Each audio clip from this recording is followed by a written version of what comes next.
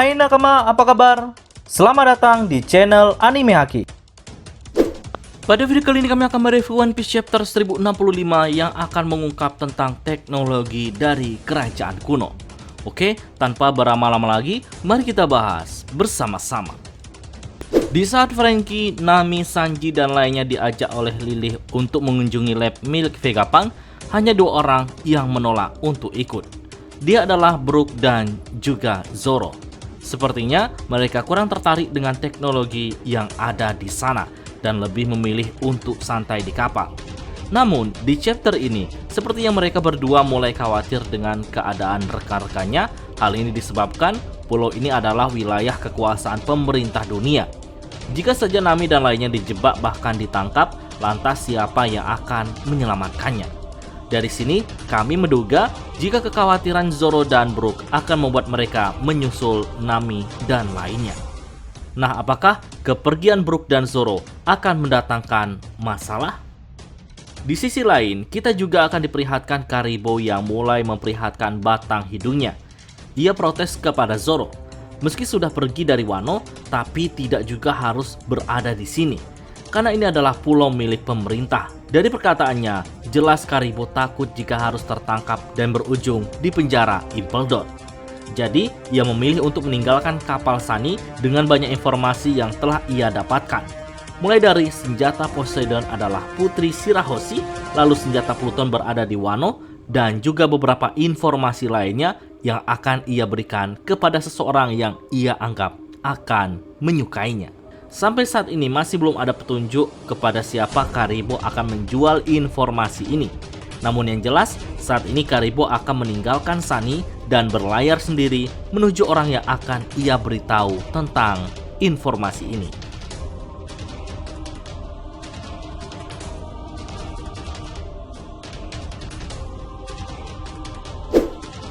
Setelah mendapatkan perintah dari Saka untuk membawa rombongan bajak laut Mugiwara ke lab Vegapunk, di sini entah ide Lily sendiri atau Saka yang membawa Sanji dan lainnya ke tempat uji coba senjata Seraphim. Pintarnya, saat Sanji dan lainnya ke ruangan uji coba Seraphim, Lily pergi ke tempat yang berbeda. Lalu Sanji dan lainnya bertemu dengan seorang anak yang sangat mirip dengan Jinbe. Sampai-sampai Usopp dan lainnya membuat 3 kemungkinan tentang anak yang mirip dengan Jinbe ini. Pertama, dia adalah Jinbe yang diubah menjadi anak kecil. Kemudian yang kedua, dia adalah anaknya Jinbe. Dan yang ketiga, anak ini hanya mirip dengan Jinbe saja. Nah, di saat mereka sedang asik menebak-nebak, maka Seraphim Jinbe langsung aktif dan menyerang mereka semua dengan laser di tangannya, yang membuat mereka langsung terpental. Sampai sejauh ini, kita telah diperkenalkan 3 wujud Seraphim. Di antaranya, Buah Hancock dan Mihawk yang menyerang pulau Amazon Lily. Lalu Kuma yang dibawa oleh CP0, dan Jinbe yang saat ini menyerang Nami dan lainnya. Dari semua Seraphim yang diperkenalkan, mereka semua adalah mantan Shichibukai. Itu sebabnya kenapa sistem Shichibukai dihapuskan. Karena kehadiran Seraphim memang cukup mengejutkan lawannya, termasuk Kurohige pun juga dibuat panik karena betapa kuatnya Seraphim ini. Nah, jika memang Seraphim ini diadopsi dari kekuatan Shichibukai, maka masih banyak Seraphim yang belum diperlihatkan.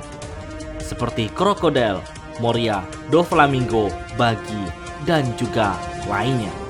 Lalu jika kita amati, kekuatan mereka tidak hanya kekuatan asli yang dimiliki masing-masing Shichibukai, melainkan juga dipadukan kekuatan khas pacifista, yaitu laser.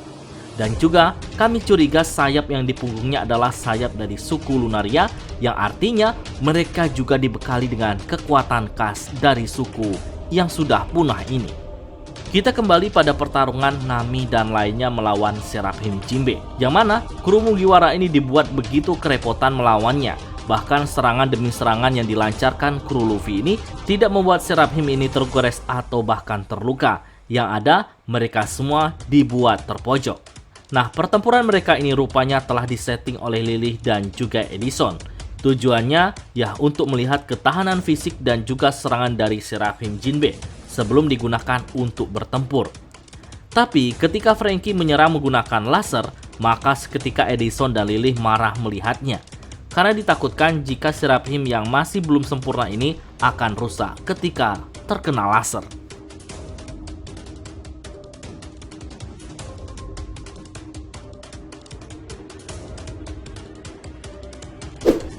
Di chapter ini, pada akhirnya kita diperlihatkan cloningan Vegapunk yang lainnya.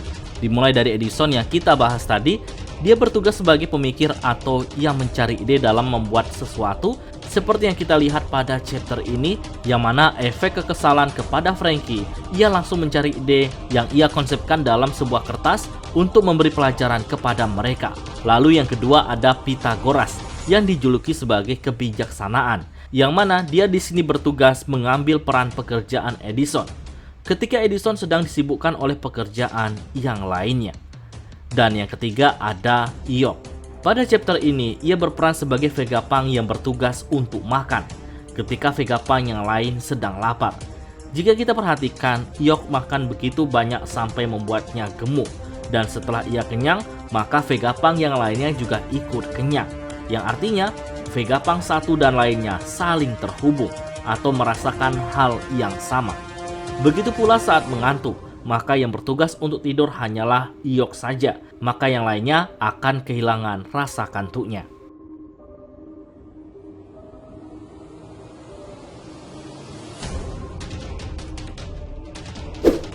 Sebelum Edison memberi pelajaran kepada kru Luffy, Saka muncul dan langsung menghentikan Seraphim, bahkan sepatu yang digunakan Sanji dan lainnya menempel ke lantai. Di sini kita mengetahui bagaimana Saka mampu mengendalikan Seraphim, bahkan magnet yang ada di lab sekalipun.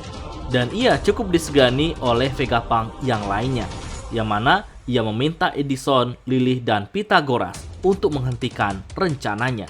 Meski Saka tidak begitu mempercayai bajak laut, tapi perlakuannya terhadap Sanji dan lainnya cukup baik, yang mana ia langsung mengajak mereka untuk melihat sesuatu. Tapi di sini Saka mulai menjelaskan jika Pulau Egghead bukanlah pulau masa depan, melainkan meniru teknologi dari kerajaan yang sudah ada sejak 900 tahun yang lalu, yang kita kenal sebagai kerajaan kuno.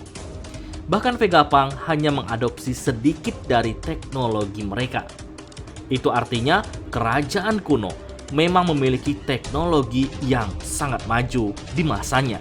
Dan entah bagaimana kerajaan kuno ini mampu dikalahkan oleh kerajaan-kerajaan yang berafiliasi menjadi pemerintah dunia. Kemudian di sisi lain, bersamaan dengan penjelasan Saka tadi, Luffy dan rekannya berada di tempat robot besar yang seperti sudah digunakan untuk bertarung, dan ia terlihat berkarat yang menandakan jika robot ini sudah sangat lama. Apakah ini adalah robot yang berasal dari kerajaan kuno, atau malah robot buatan Vegapunk yang sudah rusak? Nah, bagaimana nakama semua? Berikan pendapat kalian pada kolom komentar.